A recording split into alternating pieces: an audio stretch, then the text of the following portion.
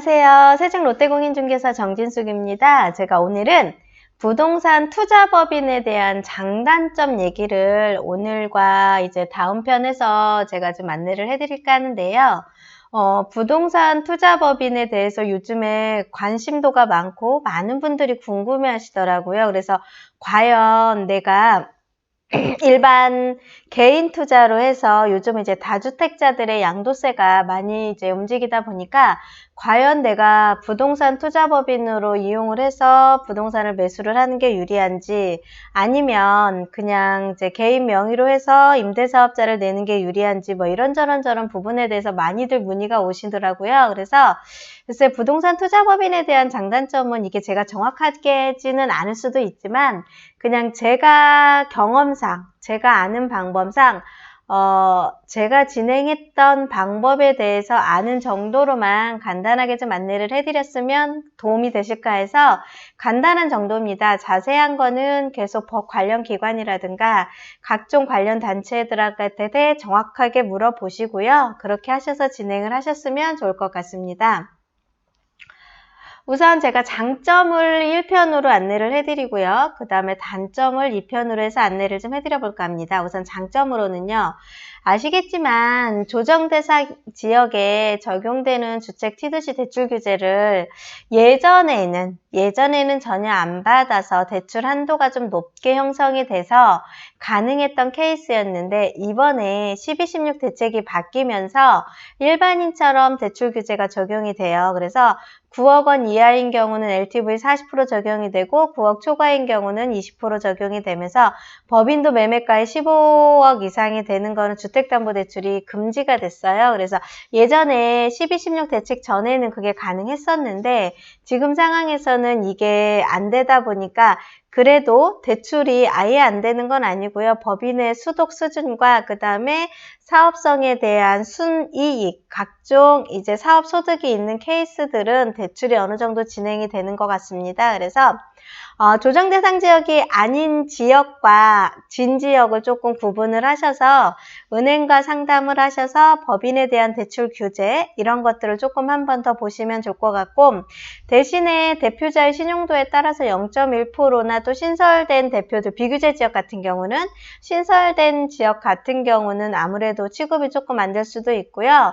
그 다음에 이제 기본적으로 이제 조정 대상 지역 아닌 지역에 계신 분들과 지역에 계신 분들을 좀 나눠서 매물에 따라서 조건이 틀려지니까 그거를 좀 염두해서 보시는데 중요한 거는 아시겠지만 대책 이후로는 LTV 적용이 9억 미만이 40%, 9억 초과가 20%에서 조정 대상 지역으로만 지금 금지가 되고 15억 이상 되는 거 금지가 되고 있다는 게 현재 사항의 취지라서 비조정 대상 지역으로 한번 노려보시는 것도 좋을 것 같고요. 그 다음에 법인으로 했을 경우는 매도를 할 때 양도세가 양도소득세 부분에서 진행이 되는 게 아니라 법인세로 지금 취급이 됩니다. 그래서 다주택자가 양도소득세가 중과가 되지 않아요. 법인인 같은 경우는 그래서 본전법인이 있고 그 다음에 분전법인으로 체크를 해서 본전법인 내 메인 법인이 있는 상태에서 뭐 예를 들자면 다른 이제 분전법인으로 해서 이제 내게 되면은 사업자를 따로 낼 수도 있고 하나를 해서 추가를 할 수도 있고 해서 법인에 대한 사업자 규제 범위가 다 틀리게 돼 있으니까 그거는 내가 유리한 게 어떤 법인인지 세무사님하고 상담을 해보셔서 본점에서 만약에 매매 여부로 진행이 되면 다른 매물을 추가할 때마다 이걸 분점으로 낼지 아니면 이거를 붙이 본점에 추가로 낼지에 따라서 이제 차후에 적용되는 부분 그 다음에 소득세 부분에 적용되는 부분이라든가 그 다음에 매매를 했을 때 적용되는 부분이 많이 틀리더라고요. 제 경험을 해보니까. 그래서 제가 두 가지를 다 해봤는데 법인의 특성과 성향이 어떤 거냐에 따라서 유익이 플러스가 되는 플러스가 되는 게 본점으로 추가되는 케이스가 플러스가 되는 케이스도 있고요. 아니면 법인의 성향이 어떠한 법인이냐에 따라서 마이너스가 되는 케이스들도 있더라고요. 그래서 법인 같은 경우는 내가 업태라든가 종목이라든가 사업 목적이나 사업 부분을 마음대로 추가를 할 수가 있잖아요. 그래서 그래서 기존에 했던 법인에 추가가 돼서 뭐 매매업이라든가 임대업이라든가 추가가 되는 부분에 있던 거에서 플러스 마이너스가 되는 부분이 있으니까 그거를 지금 내가 거래하는 세무사님들하고 잘 상의를 하셔서 확인을 해보시면 되고, 말씀드린 것처럼 법인에서 가장 유리한 부분이 양도소득세 중과 부분입니다. 특히 규제가 많은 지역에는 다주택자들은 양도소득세가 중과가 되지 않고 경비를 공제하고 법인세가 2억 원 이하일 경우는 10%, 2억이 초과분에 대해서는 20%, 그 다음에 200억 초과가 되는 부분에 대해서는 최고 세율 22%가 적용이 돼요. 그러다 보니까 이제 세금 부분에 대해서 유리한 부분이 있어서 법인을 많이 염두를 하고 계시는 것 같고요. 대신에 나대지라든가 비사업용 토지는 일부 주택인 경우는 양도차익의 10%로 추가 법인세를 내야 되는 게 있던 것도, 저희가 지금 나대지라든가 비사업용이 조정지형돼서 이런 나대지에는 비사업용은 개인 같은 경우도 양도 차익의 10% 추가를 해서 양도세를 부과를 하는 것처럼 법인도 법인세의 10% 추가가 되는 경우가 있고요. 개인 명의인 경우는 장기보유 특별공제가 배제가 돼서 과세표준이 5억 이상인 경우는 2주택일 경우는 대략 한 52%, 3주택일 경우는 62%에 비하면 법인인 같은 경우는 이제 아시겠지만 세율이 되게 낮게 형성이 돼요. 그래서 일반 다주택자라든가 비사업용 토지라든가 일부 주택인 경우에 대한 양도 차익에서 추가가 되는 10%를 법인으로 했을 경우에는 되게 유리하다는 거. 그래서 대부분의 법인세인 10%에서 20%가 적용이 된다는 게 이제 되게 유리한 장점으로 적용이 되는데, 차후 법인도 이제 세금 부분에 대한 요율을 적용을 하겠다고 어느 대책 개선가 한번 발표가 됐는데, 그거 부분도 한번 고민해서 이제 잘 선택을 해보시면 장점을 잘 활용하실 수가 있으시고요. 이제 세 번째가 포괄적으로 경비 처리가 가능하십니다. 이제 개인인 경우는 개인적인 자본적 지출만 필요 경비로 인정을 해주잖아요. 양도세 계산을 할 때.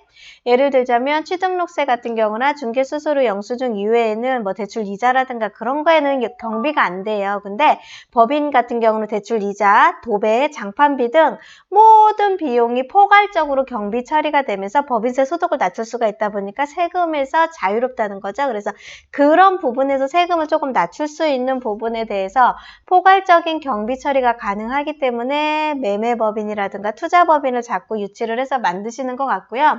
세 번째 장점이 그랬고, 네 번째 장점이 아시죠? 일반적인 양도소득세 단기 매매 시 1년 이내에 소유권 이전 등기가 된 법인 같은 경우는 1년 이내에 양도를 하게 되면 뭐 40%, 44%가 적용이 되고 1년이 넘어가면 일반 세율이 적용이 되는 지역도 있고요. 그래서 지역마다 지금 자꾸 단기 매매 요율을 높이고 있는 추세인데, 법인인 같은 경우는 1년 안에 곧바로 파는 매물이 있어도 상관이 없고요. 6개월 안에 팔아도 매물이 상관이 없이 법인세만, 양도 차익에 대한 법인세만 내시면 됩니다. 그래서 일반적으로 단기 매매 시에 이렇게 투자법인이라든가 일반 법인이 굉장히 유리하게 작용이 되는 것도 있는 것도 장점으로 꼽을 수가 있습니다. 그 다음에 다섯 번째가 법인 명의는요, 추가로 여러 주택을 취득하더라도 문제가 될 수가 없는데, 본인인 경우는 2년 이상 거주를 하고 있는 집인 경우, 개인 명의일 경우는 1세대 1주택이면 뭐 9억까지만 비과세되고 장기보유 특별공제도 최고 80%까지만 향상 받을 수가 있는데, 사실은 법인 같은 경우는 거주 여건이 상관이 없습니다. 회사이기 때문에 거주 요건이 상관이 없고 몇 주택을 취득을 하던 간에 경비 처리가 가능하면 되고 법인세를 내면 되고, 개인인 경우와 법인인 경우의 차이점이 이런 거주 요건이라든가 그런 제한이 전혀 없기 때문에 내가 법인으로 지역의 주택을 취득을 하게 되면 거주할 필요 없이 세금 부분에서 법인세만 적용을 해서 받으시면 된다는 게 이제 그런 거고, 향후 장기보유 특별공제도 이제 기한이 지나게 된다 하면 공제도 못 받는 상황이 생길 수가 있잖아요. 그래서 개인인 양도소득세와 법인인 소득세 부분을 잘 구분을 하셔서 장점을 잘 활용하시는 방안으로 해서 법인을, 요즘에 법인이 지금 자꾸 사업 추세가 늘어나고 있다는 걸 아시면 될 것 같습니다. 여섯 번째가 종합부동산세의 절세 효과도 있습니다. 종합부동산세가 이제 세금 공제도 있지만 개인인 경우 2주택이 되면은 개인 1주택, 법인 1주택인 경우로 이제 종합부동산세를 적용을 한다고 하면 법인이면 세율을 많이 안 하잖아요. 그래서 만약에 개인 명의 2주택보다는 개인이 집을 하나 가지고 있고 법인이 하나를 가지고 있으면 개인이 만약에 종합부동산세 적용해서 내려갈 수가 있고, 개인 하나면은 한 주택 있을 때, 2주택 있을 때 그게 합산 적용이 되다 보면은 인당으로 들어가면서 합산 적용이 되다 보니까 법인인 주택일 경우에 세율이 많이 내려가요. 그래서 종합부동산세에서도 절세가 있고, 제일 가장 메리트가 있는 게 양도소득세에서 메리트가 있는 게 있으면서 플러스 종합부동산세에서도 메리트가 있다는 것도 한번 인지를 하시면 좋을 것 같습니다. 7번째는요. 법인의 대표자 등이 근로소득에 해당되어서 지역의료보험이 아닌 직장의료보험이 적용이 돼서 의료보험료가 좀 많이 내려가요.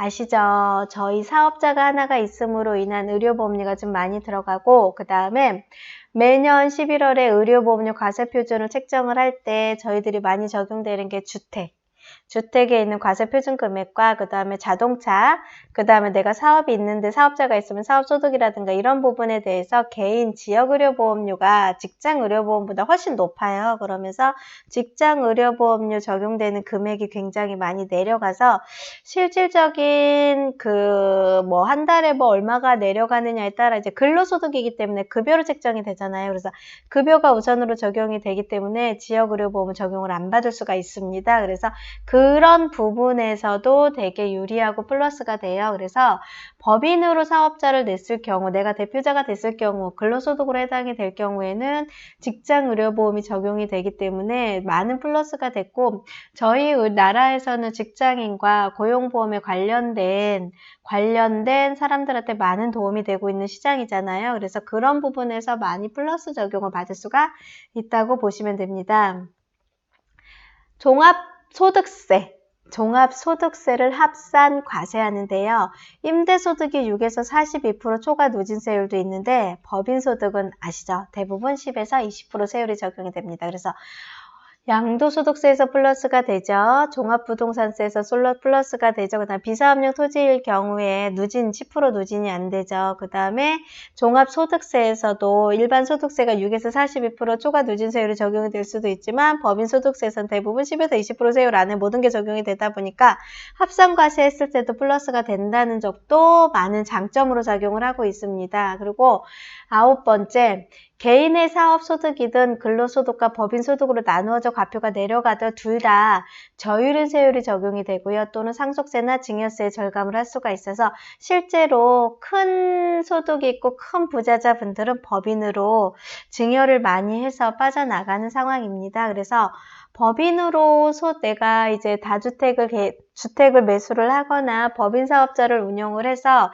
제가 이제 투자를 하거나, 예를 들자면 갭 투자를 하거나 하는 분들한테 플러스 되는 부분이 많아서 요즘에 많은 트렌드로 법인 사업자 내는 게 요즘 개인 투자자들한테 많이 늘어나고 있어요. 그래서 이런 시장으로 많이 형성이 되다 보니까 각종 세금에서 많은 이득이 있다 보니까 사실은 법인 투자자들이 굉장히 많이 작용을 하고 많이 활성화가 되고 사업자들이 많이 늘어나고 있습니다. 그래서 오늘도 사실은 한 지인을 만났는데 그분도 법인으로 해서 사업을 낸다고 하시더라고요. 근데 제가 법인 사업자로 이제 입찰도 받아보고 이것저것 많이 해보고 사업도 운영을 해보는데, 세금 부분에서 유리하고요. 그 다음에 단기 매매할 때 사실은 양도세가 많이 부과가 되다 보니까 편법을 하시는 분들이 많더라고요. 예를 들자면 다운을 쓰거나 그런 분들이 되게 많았는데, 법인으로 제가 운영을 해서 내가 양도 차익을 보고 매매를 할 때는요, 당당하게 실가 적용이 돼서 통장 잔고를 맞춰야 되다 보니까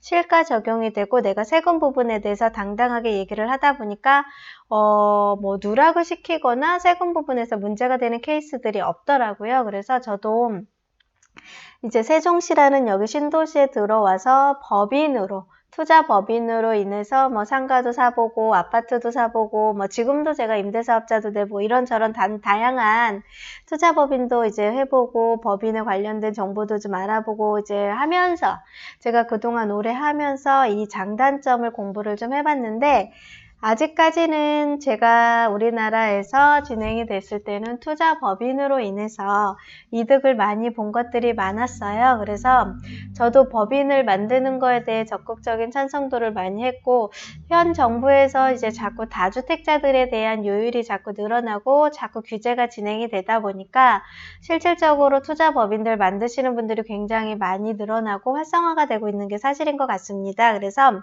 부동산 투자 법인을 만드셨을 때의 장단점을 제가 조금 이제 안내를 해드리는 것 중에 오늘은 장점을 좀 안내를 해드렸고요. 제가 다시 2탄으로 단점에 대해서도 안내를 해드리겠습니다. 모든 사업에는 장점이 있는가 하면 단점이 있습니다. 그러니까 장점과 단점을 잘 활용을 하셔서요. 내가 어느 상황에서 내가 이거를 만들어야 될지 말아야 될지 고민을 하시면서 나의 손익과 나의 마이너스를 정확하게 계산을 하셔서 장점이 많다 싶으시면 과감하게 도전을 하시고요. 내 상황에서는 단점이 많은 것 같아. 그러면은 그냥 개인적인 투자자로 움직이시는 걸 저는 추천을 해드리니까 제가 오늘 안내해드리는 장점 부분을 조금 더 자세히 보시고 공부를 해보시고서 그러면서 내가 법인을 낼지 아니면 말지를 좀 고민을 해보셨으면 좋을 것 같습니다. 제가 바로 단점에 대한 안내도 해드릴 테니까 단점에 대한 안내도 조금 끝까지 시청을 해주셨으면 감사하겠습니다.